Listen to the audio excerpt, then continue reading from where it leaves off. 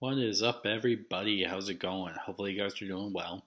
In today's video, I'm going to be talking about Nintendo's newest membership plan and how they're going to be doing emulation on the Switch and some of their systems. So, I saw this coming, I think, in a Nintendo Direct maybe last month, maybe the month before, and I saw that they were going to add N64 games. Now, I knew that emulation is the next big thing, and um, companies are trying to get into this newer market, and so I knew that the prices for the emulation were going to be kind of high, considering companies want the most money, and they need to make money through this process. So I kind of knew they would have some kind of like a big price to it. So when I heard that they were going to announce these new games, or the old games, I guess you would call it, it would be high of a price, and that's on top of the subscription. Now I think it's like $20 a year with the regular subscription, but now with this one, I think it's like $50 or something like that. Where I think it's fair, but they need to add more to it. And the games you get now are like with Mario Kart 64. I think you get like Ocarina of Time on N64. And there's more other games like Star Fox, Mario Tennis, Dr. Mario, Yoshi's Story, different games like that. And they're good, but I feel like many people don't like this and they won't pay the $50 or something like that, and they're just going to emulate on their PCs or whatever because they can just bypass this. And people have been figuring out how to do 4K 60 FPS on these old Nintendo machines, and I feel like that's the best way to do it. And they're not going to be paying the $60.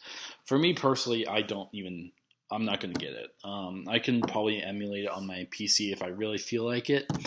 Otherwise, because I do own some of the games, I just don't ever play them. And then, but I also don't ever use my 3DS or the Switch. I don't ever go online. I think I paid $20 the first year I got the Switch, and then I think I paid for it like maybe 3 months after that or 2 months after that. Either way, I barely used it. I probably went online maybe 3-4 times on Super Smash Brothers, and I think once for Animal Crossing. Either way, I didn't deal with that, so I gave up that $20 subscription, and it served me well. I just never go on my Switch, and it's not my primary console play, so I don't ever use it. So I don't ever use a subscription service. So when I saw this emulation, I'm like, okay, people who like emulation, yes, they will buy it, especially if they want an easy play experience on the Switch with Nintendo 64 with the Joy-Cons, and it works perfectly for them. So I'm happy for them. But for me personally, I'm not going to get this. This is going to be another cash grab for Nintendo.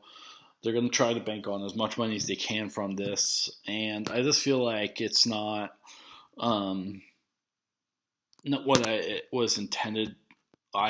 I intended it to buy it for.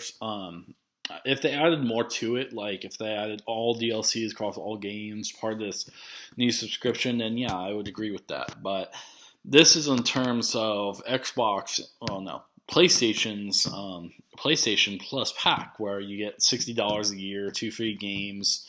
If they added something like that, where they gave you like a free game or 2 free games like every month, bam, I would buy it.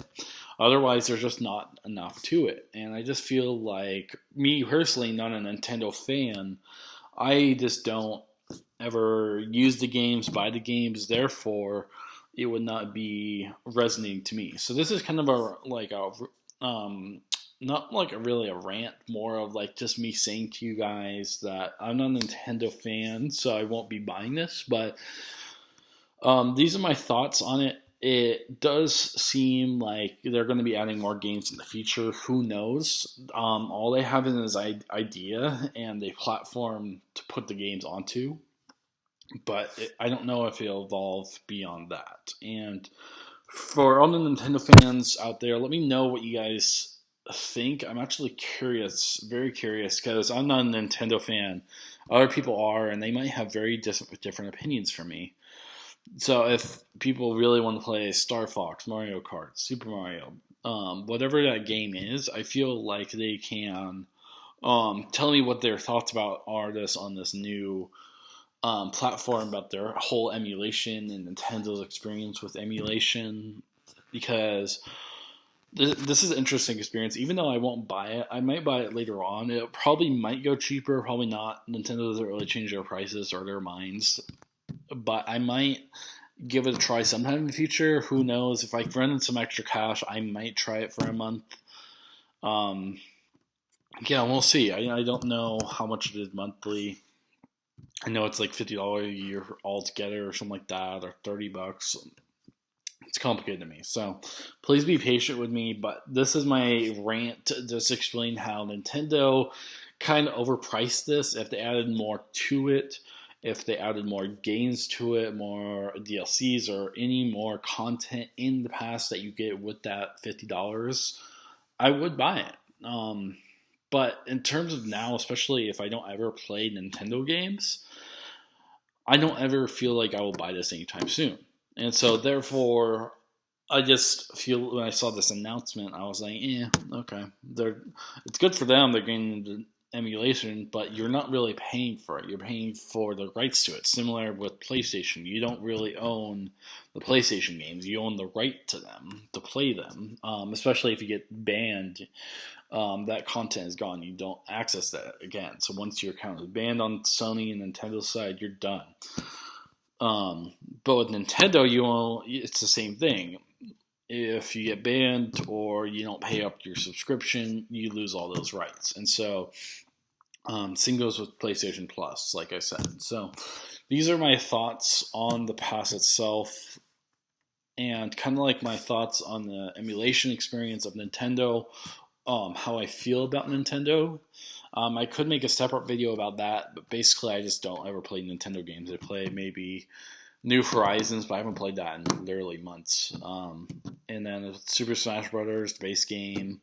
Otherwise, I just don't really play that many games. I play some 3DS games. Yeah, I own like some Pokemon games and Ocarina of Time and different games like that. But otherwise, in terms of subscriptions with Nintendo, I haven't subbed since last August. So not of 2021, but of last year, 2020.